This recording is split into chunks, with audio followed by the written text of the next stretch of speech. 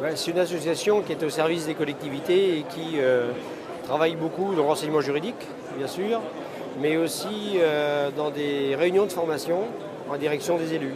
Alors on a toute la palette d'activités qu'on retrouve dans une mairie, aussi bien par exemple on a des partenariats avec la Caisse d'épargne sur la définition, qu'est-ce que c'est qu'un taux bancaire, qu'est-ce que c'est qu'un taux long, un prêt court, etc.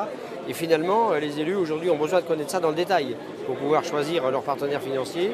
Donc voilà, s'il fallait résumer, c'est des services pour que la vie des communes, et notamment des plus petites, soit facilitée le plus possible pour que le métier de maire, finalement, soit quelque chose d'agréable à exercer.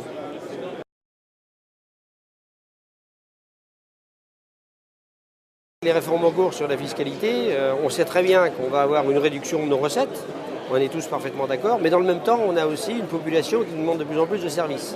Alors quelle solution trouver? Je pense que la solution, elle vient en partie de l'État. C'est-à-dire que quand on mène des actions dans nos collectivités, qu'on puisse les mener en fonction de la réalité locale, qui ne sera pas la même pour un centre de loisirs en Bretagne profonde qu'en banlieue parisienne. On est capable d'avoir des taux d'encadrement qui correspondent aux besoins du moment. On est capable d'avoir des bâtiments qui correspondent aux besoins du moment, qui sont adaptés à la région dans laquelle on est.